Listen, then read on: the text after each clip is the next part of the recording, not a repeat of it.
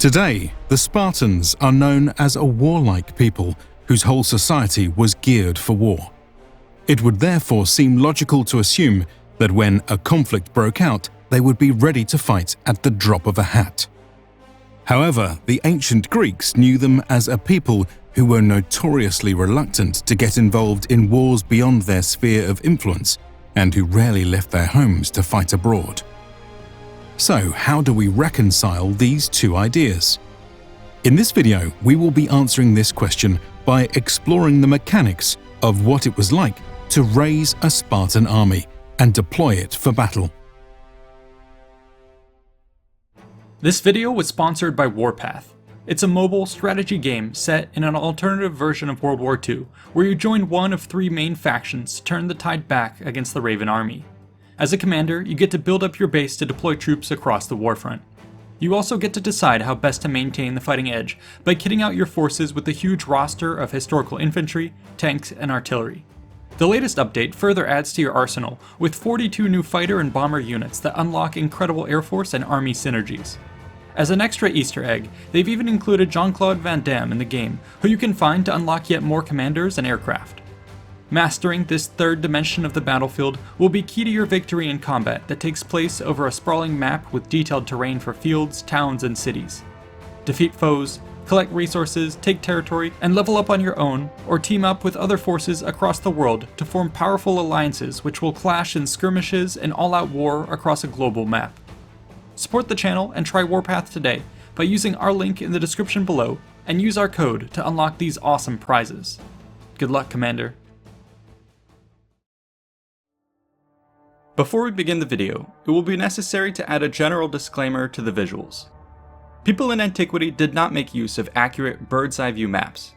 Rather, they experienced and presented their world from the ground level, relying more on first-hand exploration of the world by commanders, scouts, or guides.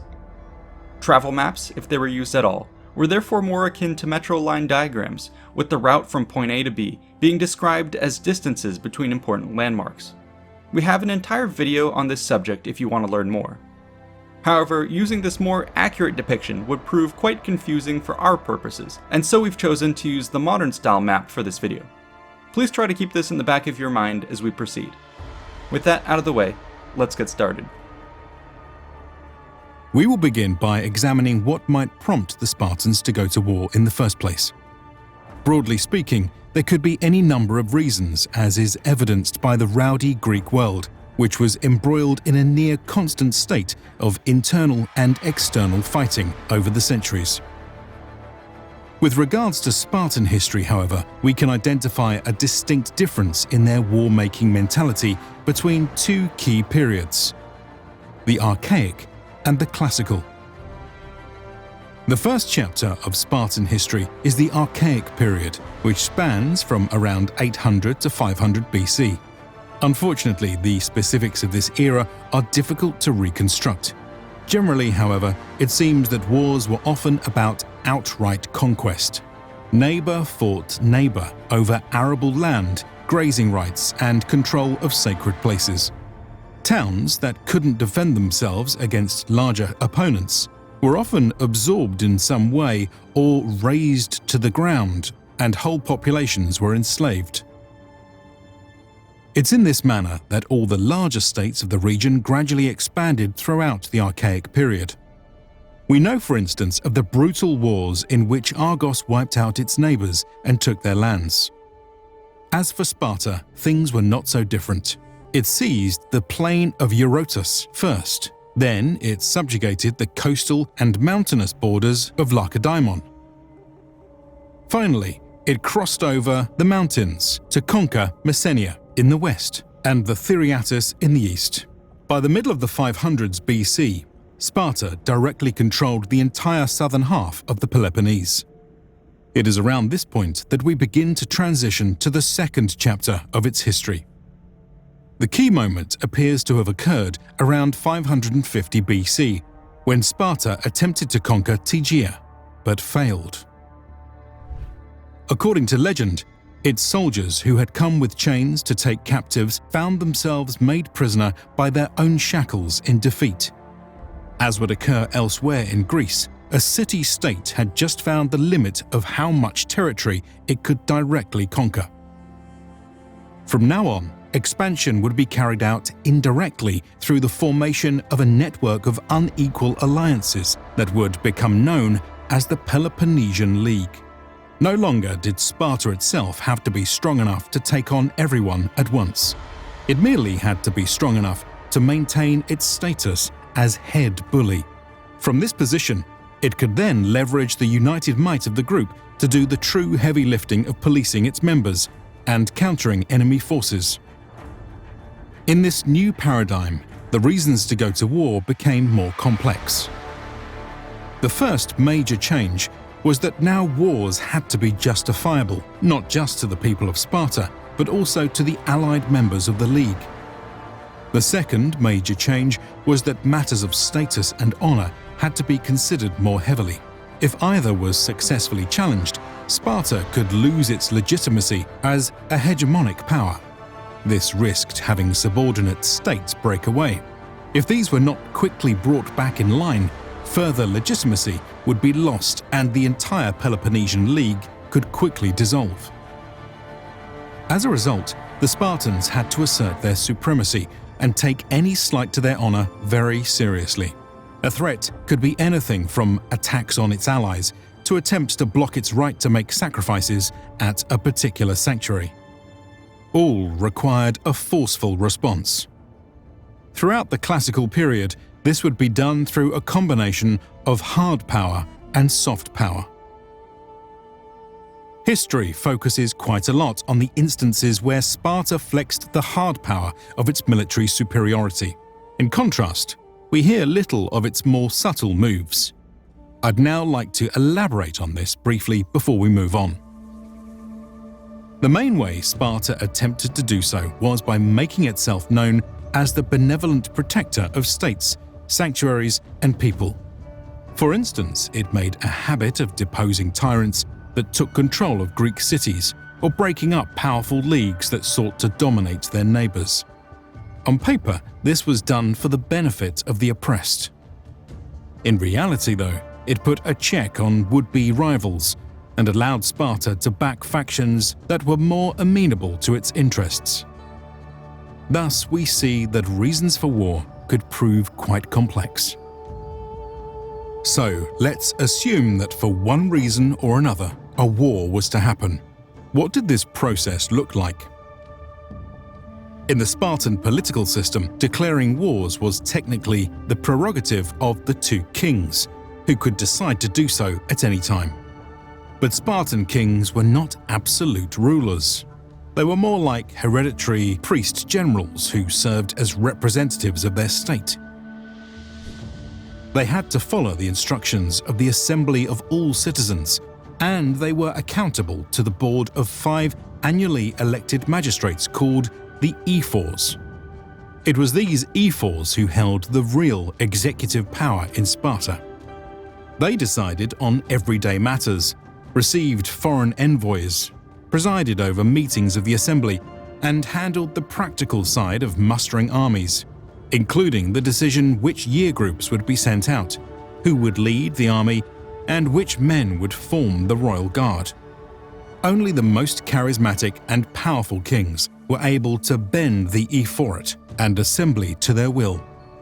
In practice, therefore, wars were rarely declared just because a king said so. Instead, the idea would first arise from discussions among the ephors, or within the council of elders, or between the king and his closest companions. The proposal would then be submitted to the assembly for ratification.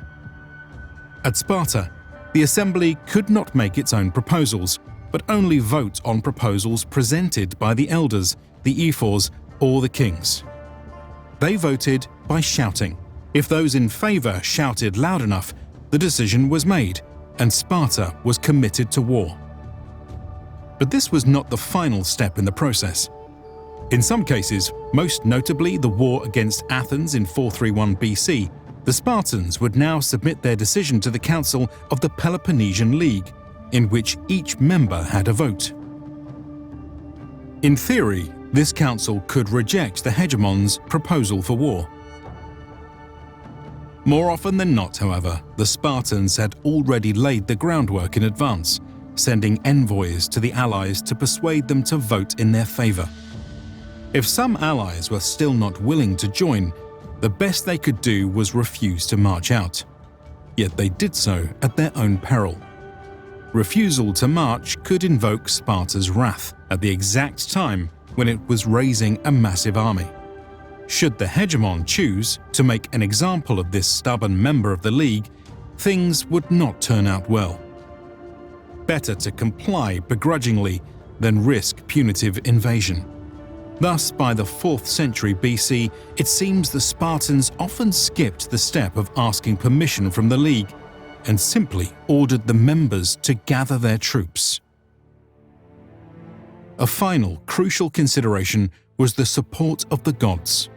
The Spartans were famously pious and generally refused to do anything without the explicit approval of one deity or another.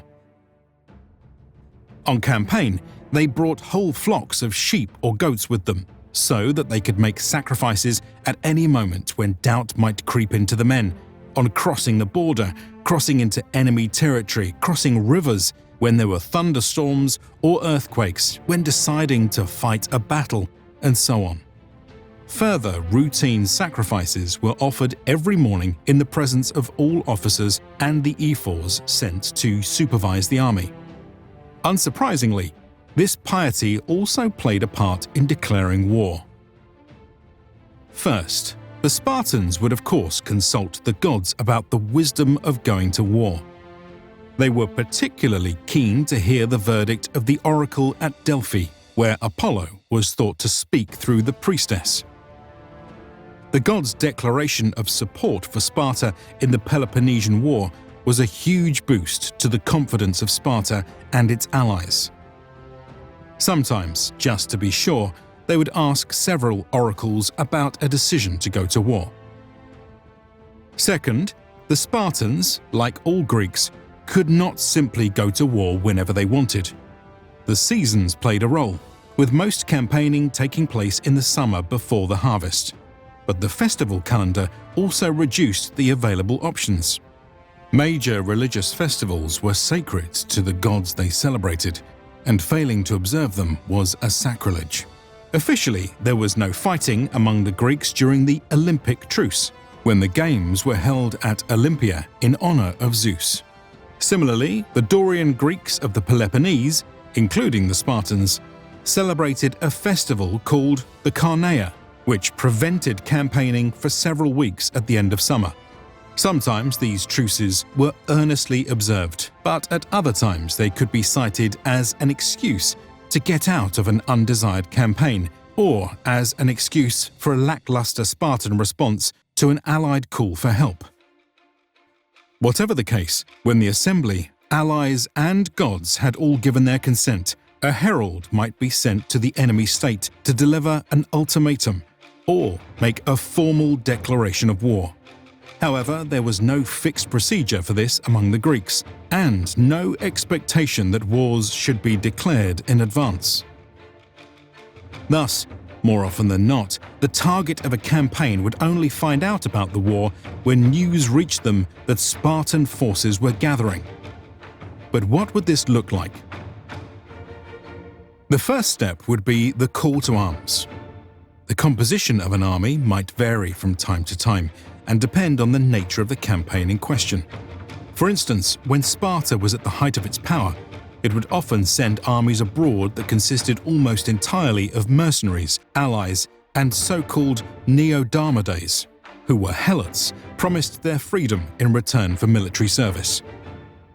These armies would only have a small core of actual Spartiates to command them. In this way, the Spartans relied on men they considered expendable instead of risking precious citizen manpower. But in the centuries before and after Sparta's supremacy in Greece, and whenever Sparta faced threats close to home, it fielded its own population in arms, just like every other Greek state. When it came to mustering the Spartan militia, the ephors were in charge. The Spartans had a unique expression for this process, the Fruran Finine. which literally means something like summoning the guard, but which scholars usually translate as calling out the ban. At the time of the Persian Wars, the Spartans may have mustered in villages or tribal units, just like the Athenians and other Greek states. Each town or administrative district would have had a fixed number of men it was expected to contribute to the militia. The communities of perioikoi, freeborn non-citizens, would then be expected to provide an additional number set by the ephors. Unfortunately, we have very little information about this early system. We are better informed about the mustering system the Spartans developed in the course of the classical period. Here, the whole population of Sparta and Laconia, including the Spartiates, perioikoi, and probably Helots too, was divided into year classes for military service. The ephors could then simply decide how many and which of these should serve as cavalry, hoplites, and craftsmen to support the army. Usually, the field army would consist of all eligible men aged 29 to 30 or 20 to 44, which represented about 2/3 of the available manpower.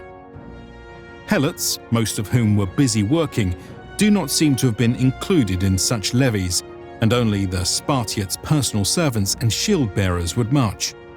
In extreme crises, though, like the aftermath of the disaster at Leuctra, the ephors might call up all the year classes up to age 59 and march out pandeme with the whole people. Whilst all of this was going on, the message would be sent out to all the smaller towns and villages under Spartan control to let them know when and where they were expected to muster. Simultaneously, messengers would be sent to the allies with similar instructions. These allies were usually expected to contribute a similar share of their own militia as the Spartans. As for the response to this call to arms, we don't have any details about the actual experience of mustering a Spartan army. We know that Athenian levies would be ordered to gather at a few fixed open spaces within or outside the city, such as the Agora or the Lyceum. Perhaps it was the same at Sparta. If so, given the size of Laconia, it would have taken the army a long time to come together.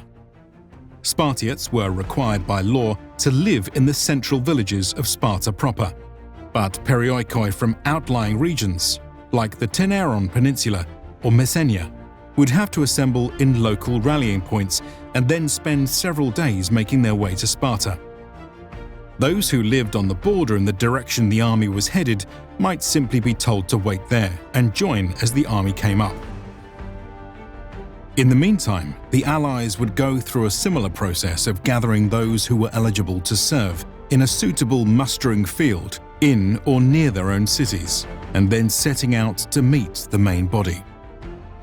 Since Sparta had many allies both within and beyond the Peloponnese, it would often be a waste of time to ask all these states to send their troops to Sparta first and then march out together. Instead, they would be told to gather somewhere near the enemy, in the territory of a local ally, for example, and wait for the Spartans to arrive. With friendly contingents coming in from different directions, the Spartans sometimes tried to coordinate pincer movements against their targets, but most often they would gather everyone in one spot before advancing into enemy lands. As you might expect, this mustering process was rather slow and decentralized, especially in conflicts where the Spartan army consisted heavily of allied forces. In this regard, the Corinthian general Timolaos artfully compared the mustering of a Spartan army to a river which gathered strength as smaller tributaries flowed into it. Such a river, he argued, was easy to cross near the source, but further downstream, it became an unstoppable torrent. Much of what we have discussed so far about Sparta was quite similar to the process of other Greek states. But once their army was in the field, the differences started to show. By the 4th century BC, Spartan armies had a noted advantage over their rivals in organization, flexibility, and speed. Let us discuss why. The first reason is that the Spartans were the only Greeks to centralize the making of food for troops and the sale of plunder to supply the army. No Greek army ever had a proper logistics division or quartermaster, but the Spartans came closest by formalizing these common habits. They also considered their regular performance of sacrifices and reading of omens as a marked increase in professionalism over other Greeks. Better logistics and a more systematic approach to the gods made their armies more confident and strategically ready to meet any threat. The second reason the Spartans differed from other Greeks is the way they marched to war. This was done in a strict order with specialized troops in the vanguard to act as scouts and screens for the main body of infantry that followed. But rather than being an unwieldy mob, these forces were organized according to a clear hierarchy that was studied with officers to maintain proper discipline. Smaller groups coalesced into 6 so-called morai, or battalion-sized army units, that could be dispatched to act as needed. Typical battle would see them deploy from column to line, with the first mora at the head of the force, taking up position on the extreme right. If necessary, they could wheel and even countermarch in the face of the enemy, a feat unheard of among the other Greeks. This was all made possible thanks to the formation drill practiced by the men, who advanced smoothly in lockstep to the sound of flutes. The end result of all this was a Spartan army that could maneuver in a manner both strategically and tactically superior to its contemporaries. Over the course of their history, this would prove to be as much a key to their success as any advantage they held in combat itself. I hope you've appreciated this exploration of the mechanics behind what it would take to raise and deploy a Spartan army for war. We love discussing these sorts of under-the-hood topics of how the ancient world actually worked. What sorts of topics would you like to see us cover next? A huge thanks to the patrons for funding the channel and to the researchers, writers, and artists for making this episode possible. Be sure to like and subscribe for more content and check out these other related videos. See you in the next one.